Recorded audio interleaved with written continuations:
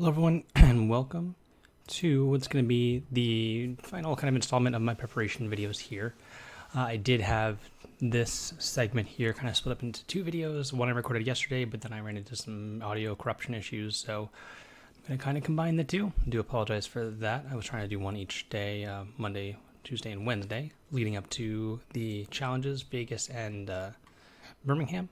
But we are down to just a day before I leave, so got to make what we do with the time we have. So let's kind of not waste any time here. I'm going through a few more decks that I can see people playing, different specific variations, and I think we're getting a good kind of healthy metagame, a lot of different options people can take as far as archetypes to play, and these are my takes on the specific ones that I think are viable for this event. There's a lot to really take in and a lot to consider when making these decisions of what deck to play specifically. There's a lot of omnipresence of Ruby Sapphire being one of the most prominent decks, and Steel Song being right there with it, if not more so, and what you expect to play against, because you can do all the planning and practice you want, but it's going to come down to what you actually do play against, what people really do bring. So we'll see. I'm going to take a look at some other decks which have been on my radar and things I've tried out along the way. And kind of close this segment out here before the event. So we're starting off with Pete Lock, I like to call it. The Amethyst Steel kind of mid-range deck that really gets to utilize and punish Steel Song by having the ability to recursively play Pete. Mim snaking it, Mim foxing it, can lock out up to typically 17 to 19 cards in their deck. Some of the most impactful cards are always songs. Pete is one of the most impactful cards in the Steel Song mirror match, so being able to replay it here a bunch certainly does a lot of work. There have been a lot of different versions of this deck being played I've seen. This is one that I've kind of fallen back on several times after trying out numerous versions. I've seen people try out more kind of mid-range style things that don't lean into the bounce package as much. Don't play Cogsworth. Cogsworth, I think, is a huge part of why I like this deck so much. Cogsworth is an incredibly flexible card that, yes, it can just be ink. It's great. Letting you to immediately use some of your really impactful cards. Going second is a pretty big deal. Some of the play lines may involve against Steel Song decks where you have a Cogsworth and a Captain Hook at hand. You don't want to play your Captain Hook into the Cinderella because they can just kill it, but maybe they quest with it on turn 2 because you didn't play anything. Then you get to play a Captain Hook and rush it in there with Cogsworth. So that's a big kind of swing with that card and what it allows you to do, kind of utilize itself, which you can just play itself and give itself rush to deal 1 damage to an exerted character, essentially.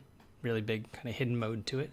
But it, in conjunction with Merlin Crab, you can have a crab played buffing itself, and then you can just have it hit for 6, I believe. I can't read the card quite now. I think it's just chosen character, not another chosen character. Don't quote me on that.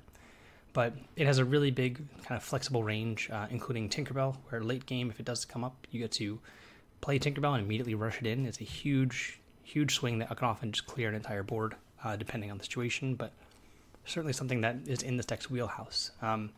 One of the things that this deck does struggle with in a lot of ways is keeping up with being able to remove large characters. It's a similar weakness that Steel Song has without a way to kind of refill the hand or knock cards out of the hand with Hole in the World. That's one of the main reasons I don't believe I will be playing this deck, but it does fit into a lot of people's play styles.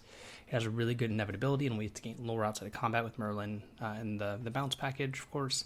Elsa 5 is one of the best Amethyst cards in the game. It's right up there with all the Merlins and Rabbits, and I can't really see playing many Amethyst decks playing less than 4, maybe 3 in some instances. With Ruby Amethyst, it contesting with Maui, I think I showed in the previous video. But Elsa, the 5th Spirit, is here to stay, and it is a card was initially taken to be extremely powerful, and I think we saw some of the other power levels, some of the set 5 cards, and it kind of was pushed back from the spotlight. But I think it's finally, being put into decks to where people are really trusting in its abilities and the ability to exert something and more than often than not survive a challenge, or not even have to challenge, just be a difficult card to remove, which can then sing any of the songs in this deck or others, this one being Along Came Zeus, Strength, and Friends. I've seen a lot of versions of this deck only playing Zeuses for Zeuses. I think that's a big mistake. I think you do need more ways to remove characters in this deck, and Strength Raging Fire is a perfect one. It combos with a lot of some of the cheaper characters, Merlin, Benja, Pete, that may be sticking in play for more than a turn.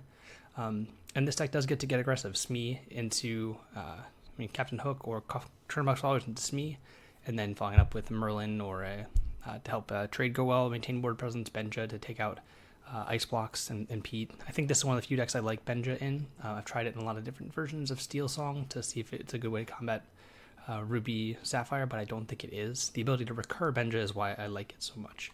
And this deck doesn't have the same kind of velocity and ability to play through certain items. It may just have to actually remove them. So Benja kind of warranting a slot here more so than it would in other decks. And again, the bounce package being able to use Enter's play effects is pretty strong. Nothing really too special with the rest of the curve there. Pete, again, being the all-star of the deck, kind of trying to lock your opponent out.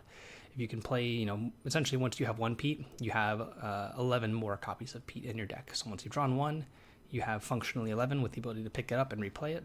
So not something to be underestimated. And I've seen this deck play Pete, or the same Pete or a different Pete, as many as 7 times in a row in an event. A friend of mine had played a version of this deck at the 10K, did pretty well, into 11th place. And they had pretty good success with it. Ran into a little bit of a hiccup against Blue-Red. Didn't play a Benja in their deck, and they played against a Mufasa, which was a little bit difficult out of Blue-Red, the 4/9, which certainly can be a problem. Again, this deck, the ability to remove large characters is probably this deck's weakness. Very few things can touch a Mufasa, ultimately, outside of Ruby decks, which is why we see a lot of Ruby Amethyst. Still, Be Prepared is still one of the best cards, and Lady Tremaine, if the problem threats are big, kind of monolithic cards, comes into play. But Queen's Castle kind of rounding out the deck here. We're not seeing a full 4.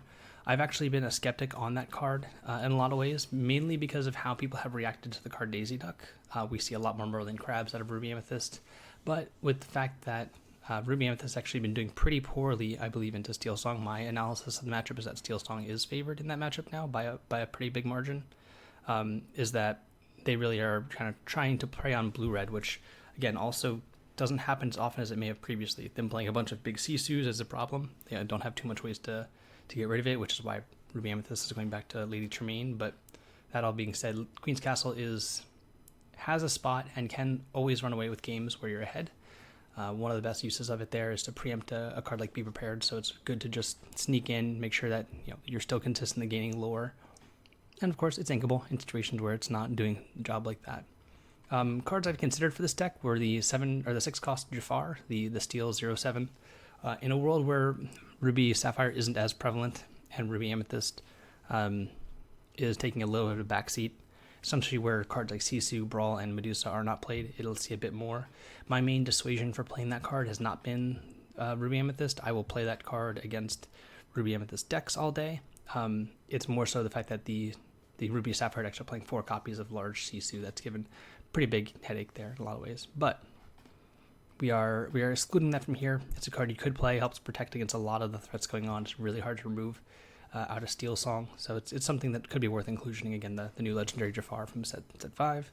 But no, solid deck. I think it's if you're gearing up to play against Steel Song a lot, this could be a good choice. It does a lot of work, doing a lot of the same things that Steel Song is doing, removing characters, playing to the board, singing, and recurring Pete, stopping their game plan of hole and rolling early can be completely game warping. So yeah, a strong choice, I think. Again, not my personal choice. I'm probably just be playing Amber Steel songs. I don't think it's a surprise to pretty much anyone.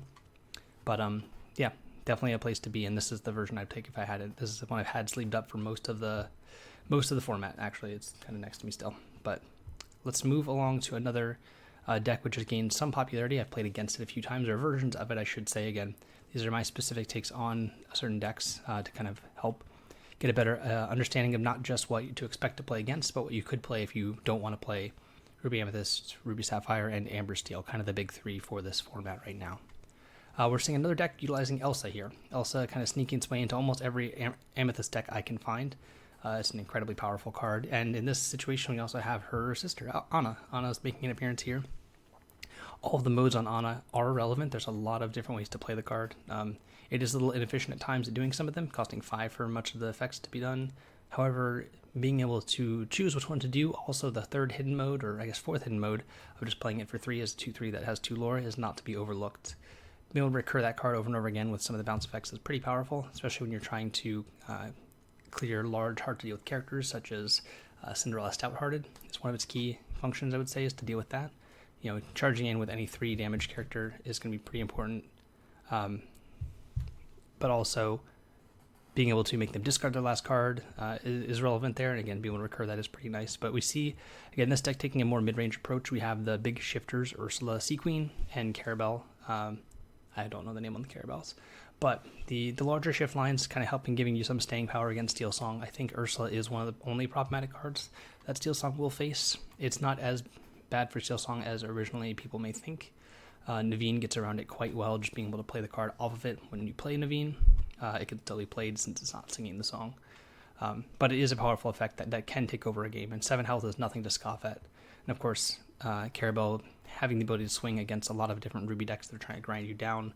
We have, in this deck, the shift target being the 1-cost Carabelle, which is pretty important, again, against Blue-Red, and even against Steel Song it can come up. My versions I'm playing are playing Lanterns. I know some people don't play Lanterns, that's fine. But against Lantern, it can take one out. I think having a critical mass of 1-cost characters to combine with Madame Snake is pretty important. Curse Merfolk making an appearance here, really needing to be aggressive in a lot of situations, I think. You really just need pound for pound cards with more lore on them in the deck. And if you look at most of the cards in this deck, they only quest for 1, and that can be a detriment a lot of times, just to making sure that you can close out games in a reasonable time frame. Curse Merfolk does a great job. Chernobog's Follower doesn't need much of an explanation here. Ursula, Mim Fox, Merlin Crab are mainstays. Again, we're seeing goats and rabbits to the same effect. Lyle here, let's go. Lyle Tiberius Rurik has proven to be pretty important. Being able to control a lot of the Sapphire cards, Lyle onto a Harem Flavorsham or a Tamatoa can essentially buy you a turn from those things questing. Also against a lot of decks, including Steel Song, 4 health isn't always the easiest to remove, and being able to kind of swing lore races in your favor when you're able to kind of get ahead through the card advantage race with the bounce effects while disarming their Whole New World draw engine with Ursula is one of the ways to beat Steel Song. I would say I wouldn't be thrilled taking this deck into a field of entirely Steel Song. There's not much you can do about that, in all honesty. It's a deck that inherently has a poor matchup, I believe. Ursula, of course, can help, and recurring that is important, but Steel Song just has... At any point in time, yes, you can take a song, but there's a lot of ways to just mitigate that effect from the Steel Song side, as well as you always have the option to draw a Whole New World, which this deck could take pretty good advantage of. If you're able to Whole New World, or if they have to play it pretty naked just for 5, having some 1-cost characters and then Ursulaing a sweeper type effect, if they play it, is a pretty powerful effect. And this deck does, I would say, these versions of the deck since set 5 have looked a lot better into Steel Song than they had prior. I wouldn't say they're entirely favored, but they've looked better. Rounding out the deck, we have Friends on the other side, which is going to be in most Amethyst decks forever. Queen's Castle, and this one, Hidden Cove, kind of helping again with the notion that Steel Song is potentially a problem. Steel Song has a difficult time primarily dealing with locations. That's one of the hardest things for them to actually fight.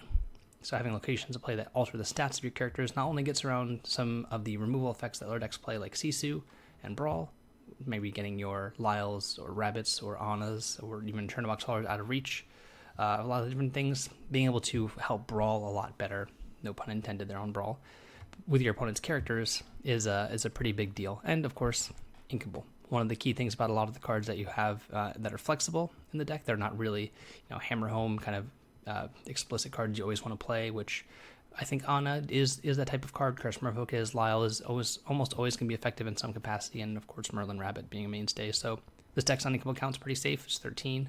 A lot of things going right for it. A lot of ways to challenge the board, help hit the hand, deal with some items in play, deal with some characters in play. Also giving you a lot of leeway as to what you can do. And of course, Ursula Sea Queen giving you a lot of options to exert and then challenge into characters, which you can do quite nicely. Whether it be with the Anna buff, +2, or just the Anna effect to kill something that's damaged. You can maybe trade off your 1-cost Carabelle with a character that might be problematic, like a Robin Hood, run that into it, and then Anna away the character. Very strong. Overall, I think this is going to be a solid pick. I do think that a lot of people are going to play this type of deck. I think it'll represent maybe around 8 to 10% of the field. It's got a very good perceived blue-red matchup, and it can hold its own against Ruby Amethyst. Steel Song, I think people have figured out that it's not as bad as it used to be, but it's still not great. But I think that's enough of a kind of swing in the direction in favor of people who like this type of deck to play it. And it does a pretty good job at just running away with games pretty quickly as far as card advantage goes, and be able to control some of the more difficult aspects of the game, like songs with Ursula. So solid pick. Pretty big fan of it. I know a lot of people who are playing it personally, and I know a lot of people who love this type of deck, and really just want to have fun with what they want to do. And then if they don't do well, they can have fun in Vegas. So next up, one of my personal favorites. It's always a fun deck to look at. It's not always the best deck in practicality. And this version is much more geared towards fighting a fight here. You'll notice there's no locations. There are sometimes a good argument for locations. I think this deck, again, in the Amethyst vein, we're looking at a lot of Amethyst decks here to start. Kind of all the different flavors of it you will see. We saw Amethyst pair with pretty much every flavor of color except for Amber. Amethyst Amber is the one card I don't think that works, the color combo. Except you're being very aggressive, which I'm not going to get into because I don't think it's very viable in a field of Steel Song. But this one. So one of the biggest advantages that, let's just call it Blurple for short, calling it up for blue-purple because blue is you in Magic, and that's my background in a lot of ways. But one of the things this deck does better than a lot of other decks is makes use of Tipo. Tipo is a fine card. I think it's being overplayed in some archetypes, mainly blue-red. I think it's played a little bit too much, but it's kind of a necessary evil into a lot of the format. But one of the best cards about Tipo is that it's inherently a bad card because you're going down 2 cards to get extra ink, and you could have essentially inked the Tipo in a situation where you then can't accelerate if you don't have enough to ink. But you being able to pick up Tipo and then replay it as ink after using it as an acceleration piece is pretty strong. And with all the bounce effects in the deck, it's a perfect curve there to go kind of up the chain there and eventually pick up Tipo to set up it just being inked a turn later. So why play this deck? One of the strongest things you can do in this game is kind of the bounce package. Again, Merlin Rabbit, Goat, Fox, Snake, all those things. And getting to a higher ink count quickly does let you kind of utilize those effects more. You get to do the package more and more and more, making yourself less and less vulnerable. And against decks that utilize a whole new world, being able to accelerate with Tipo or Mickey Mouse or Donald Duck, which we see in cascading order for 3 and 2. I think that's about where I want to be. I've liked Donald for its lore, being a 2 lore threat versus Mickey Mouse. You could easily make one of the Donald Ducks into the Mickey Mouse and play just one Donald. But those things essentially helping you accelerate to the late game is a pretty big deal. You really get to start doing the fun stuff with the Amethyst cards, which are really almost unending in a lot of ways, quicker than anyone else goes, and you have a lot of high impact cards in the late game. Yes, you can still draw some of the cheaper cards, but typically speaking, you're going to be hitting a lot of gas in the mid to late game since most of your cards are geared towards that standpoint. Merlin and Goat, Goat and Rabbit both essentially have hidden costs of 6 and 7 as well. They're not just 4 drops, they're also 6 drops and 7 drops when you consider Snakes and Foxes. So getting to play and bounce it in the same turns, which is something that Ruby Amethyst likes to do in the very late game, something you get to do in the mid game. And having that kind of effect is pretty powerful. Not to mention one of the all-star cards in the deck, and one of the reasons to play it, I believe, is getting to play 4 copies of Elsa. Elsa, Spirit of Winter, the set 1 favorite, really has fallen off the radar entirely. It's been a long time since we've seen that have any kind of impact. I think there was some Blurple decks that popped up in set 3 for a little bit, some of the online events, but it's really been pushed out by some of the more effective threats, and it's still a very powerful card. It just needs a little bit of help, and being able to play it a little bit earlier is really all the help it needs. Tipo is a way to make use of it by inking it, if you happen to have it stuck in your hand, which is always one of the drawbacks. But the effect of it, and also being able to shift it onto a really valuable target the turn after playing the Elsa, to kind of get a good burst of lore, and then potentially even picking both up to be able to reuse either Elsa with the Fox or Mim, Fox or Snake, I should say, is really powerful. There is a lot of ways, again, to alter this deck to make it a little bit better in certain types of matchups.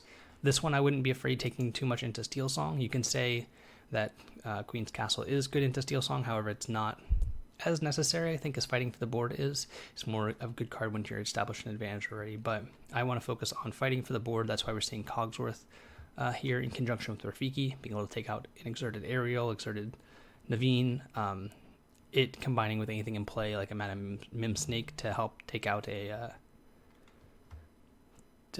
Hiram Flavorsham, or Cogsworth with Crab, which we see 4 Merlin Crabs. Again, this deck has very few ways to interact with things. That's why there's 4 Crabs. You want a lot of ways to just have something in play that immediately affects the board. We see Cruella here making a little bit of an appearance. It's not in many decks, but the deck does have a little bit difficult time since it doesn't play much removal with the card Diablo. I don't expect to see too much Diablo at this event.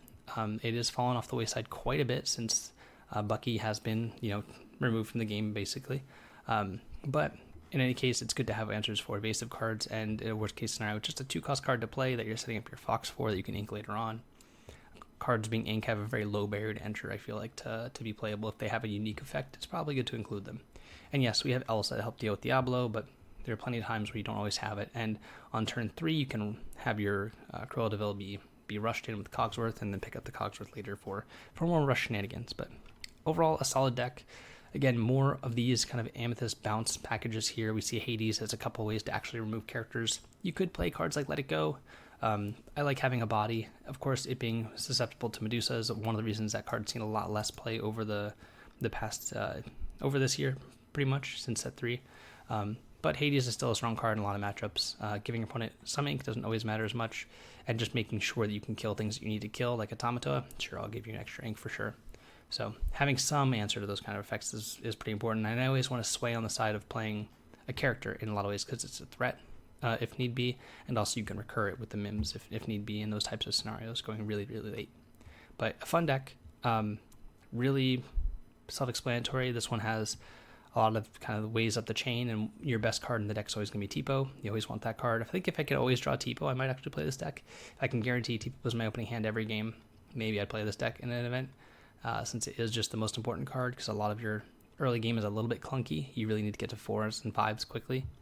And it's just a solid card that works well with the rest of your deck pretty efficiently. Tipo is just an amazing card specifically for this deck. This is probably, in my mind, the best Tipo deck.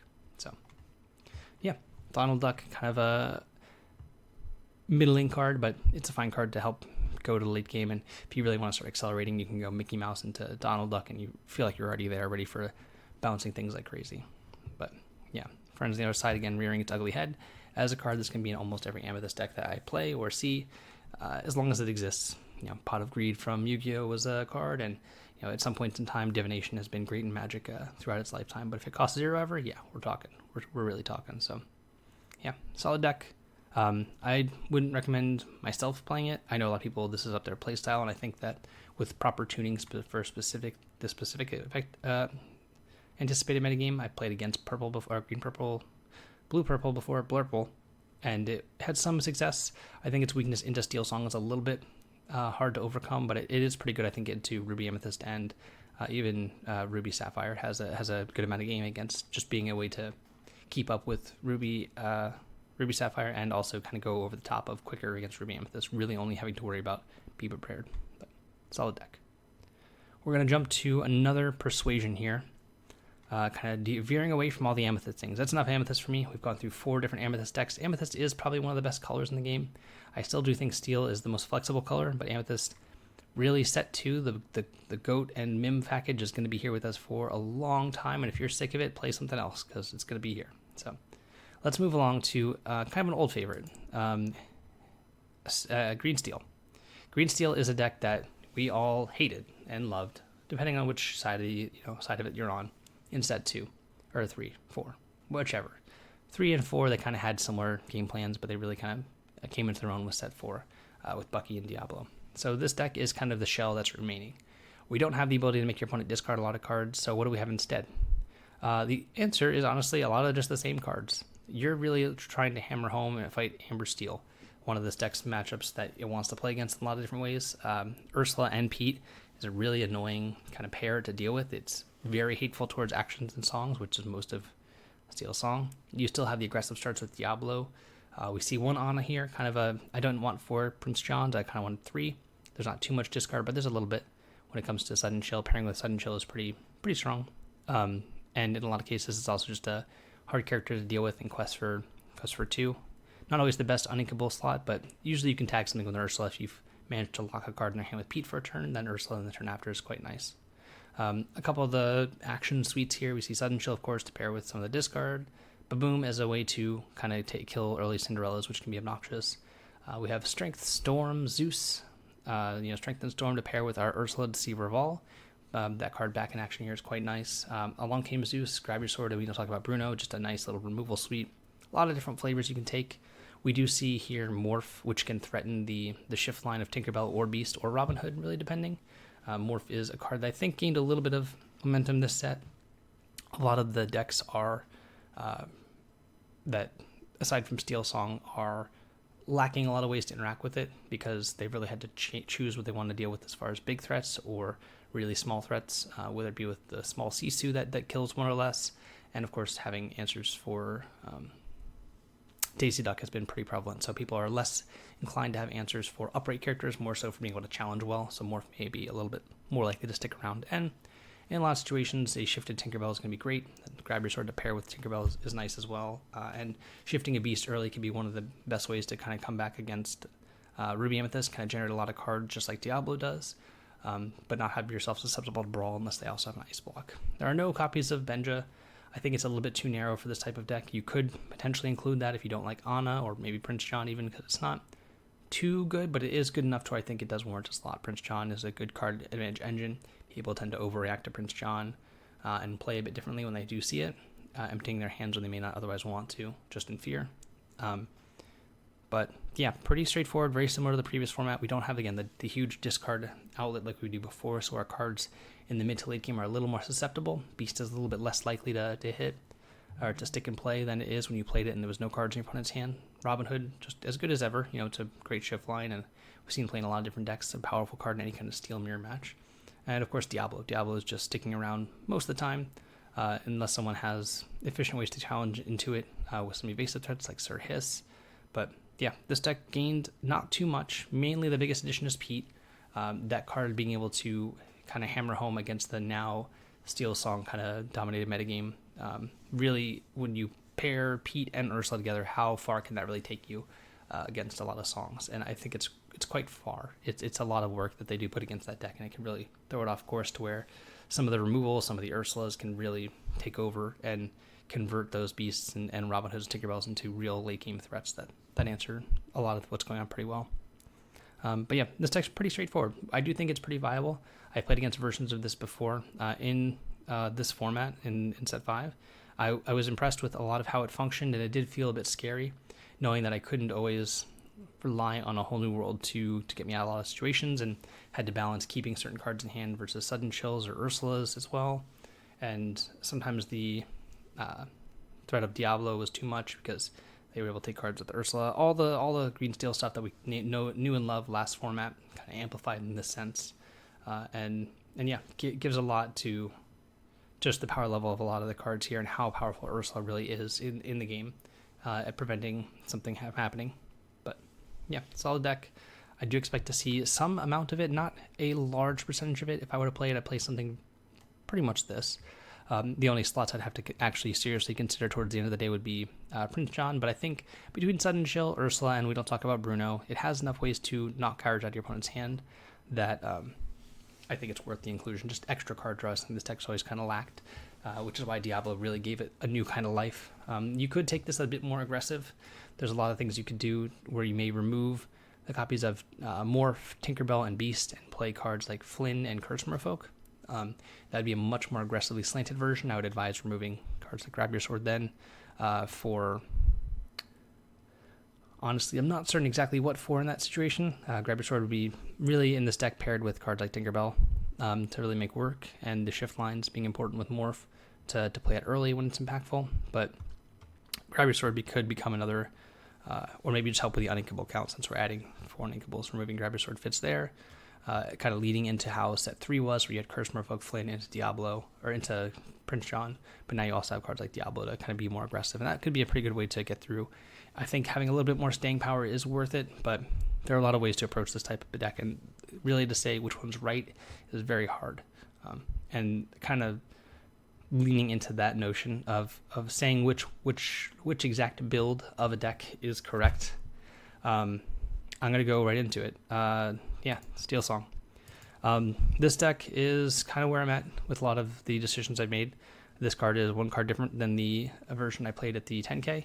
I have a Tinkerbell over the third copy of Big Cinderella, mainly to cause some type of confusion if they see me ink it in a lot of ways.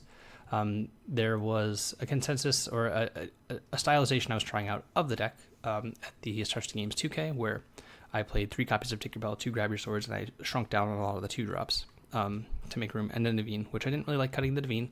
Still don't. I still want to play 4. Probably playing 4 no matter what I do this weekend.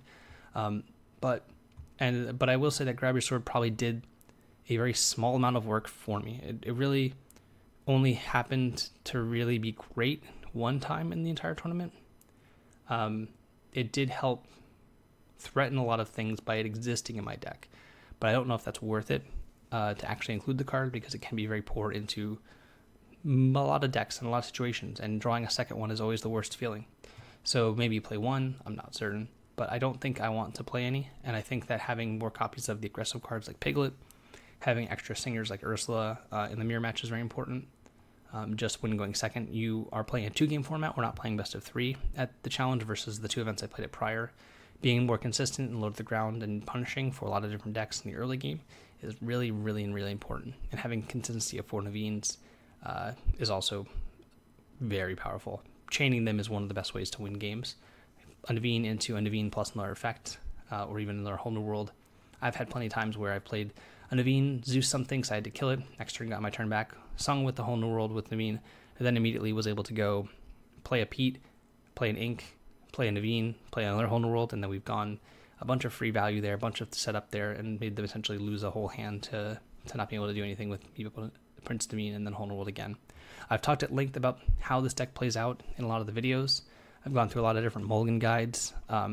Really, it's going to come down to preference and playstyle, and also how you play. This deck is not easy, and I don't like to think that decks I like to play is easy, because it's very kind of lame to just say, oh yeah, the deck I play is very hard to play.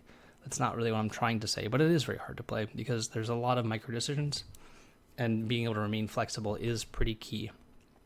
I think the value of a lot of cards in this deck just goes up and down based on context. That's why when people ask me questions specifically, it is very hard for me to give a straightforward answer, because there really isn't one. I need to know a lot of things to be able to explain things properly or to analyze the situation at hand. There's really hard lines and different inflection points that you really kind of have to get a feel for through playing and kind of reevaluating everything that's going on every single turn when you draw a new card. The mulligans with this deck, I'd be able to kind of boil down to a few key cards that you can look for when you're playing the deck.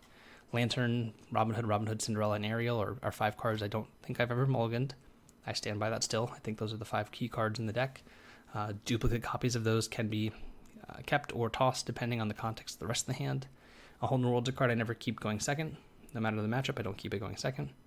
Going first, I keep it in situations where there's Robin Hood shift lines available immediately, and that is known, as well as the Lantern Naveen hands. But again, if you keep Lantern Naveen whole new world, you need to make sure you have at least 3 ink to work with and to play potentially, so it's usually a 6 or 7 card keep in that situation. There's a lot of ins and outs, a lot of different purposes for all the cards, and again, the ability to turn a corner is pretty important. That's why I do like Piglet a lot. I understand people's desire to play Daisy. I do think Daisy is a powerful card. I think it'd be good in this deck if I could guarantee I don't have to draw it until after I've played my first tonal world. But having it on turns 1, 2, or 3 sometimes is a detriment to how the deck has to play out. With setting up, again, the shift lines is how the early game plays out. Your really goal is to almost always play a whole new world on turn 3 or 4. That's really what this deck wants to be doing, even though I don't keep a whole new world. There's a lot of ways to find it, whether it be once you mulligan, you have however many cards you see, plus aerials to find it as well, and your draw steps, your 8 cards to kind of retry to find it. So there's a lot of ways to find it, a lot of ways to put it in your hand and utilize it quickly. Getting stuck with 2 is always a detriment. Usually once I have 1, I try and not add cards to my hand if I can, in a situation where I'm still able to build momentum and it's not detrimental to the game state by not drawing more cards or playing cards out that draw cards like Rapunzel or Storm or something like that. I'll still play those if it makes sense, but it is a complicated deck. There's a lot of ins and outs and a lot of fine lines to find. It's a really hard maze to kind of navigate through when playing this deck into hard matchups. Hypotheticals on those are impossible for me to answer. It depends on so much to really know those, so apologies again if I don't answer hypothetical questions. Even if you feel like they're straightforward yes or no questions, they're probably not to me, and I don't want to mislead anyone. So having that being said, this is close to what I'm going to play. I'm still not 100% certain. I will be releasing in text form the deck list exactly what I'm going to be playing on the Patreon on Friday afternoon. Typically 24 hours before the event starts is when I do that. I'm not going to be able to answer too many detailed questions about it. That's more just informational. I feel like if you have questions about how to play the deck, or if you want to make specific changes to your own, I would go back and watch a couple of the other videos about the recap of the collectibles show 10k and the stars see 2k, and those decks specifically I went into more detail of the mulligans and cards to look for and certain matchups and how to adapt through those. Those are all important. I would really look at a lot of those and kind of listen to some of the different parts and reasonings for the mulligans in matchups specifically, and the blind, kind of knowing your game plan and your role at each turn of the game. But this has been kind of what I expect to play against. I've gone through all the decks I could see playing or see playing against. I guess there's a couple I may have missed here and there. Ones I think are more fringe. Emerald Amethyst is fine, but I wouldn't recommend it. There's other things like Mufasa, which is also fine. The Ruby Amber Mufasa I love, but I don't recommend playing it. The hyper aggressive Amber Amethyst deck also. I guess all the Amber decks that are not. This is the only Amber deck I recommend playing. I should recap that. Yeah, if you're gonna play Amber, you gotta play Steel.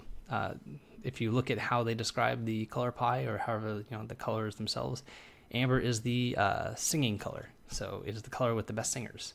So you should really lean into that aspect of the color itself and play the deck that plays all the songs. It makes use of a lot of the cards that are really the premier cards in the game. Ariel, Cinderella, Rapunzel, Lantern, Naveen, all incredible cards with some supporting cast members of Piglet and Ursula, better than any other deck does. And the amount of games that you can win with this deck that you shouldn't be able to, or the amount of games that you can win with this deck that your opponent feels like they have no chance, is really the reason to play the deck. It is what I'd recommend to someone who has experience with it. I will say that playing this deck is not always the easiest, and you do gain a lot of percentage points in matchups that are unfavorable by knowing how to play the deck well, and knowing the matchup and knowing your role and knowing how to sequence things. And yeah, one mistake can lose you the game, but that's true for every deck. But it really stings sometimes in this deck when it's a decision you have to make on a turn without complete information because of how Home World works. So I'd recommend it. I'd recommend all the decks I've showed you there. Maybe not Blue Steel, honestly, and sadly, I do like Blue Steel, but they all have their place and their purpose, and they all fit people's play style differently. But until next time, I will see you guys in Las Vegas. If you're watching this after the fact, hopefully this is me, showing that I had some knowledge of what's going on and I won or did really well. But yeah, until next time, I'll see you guys later.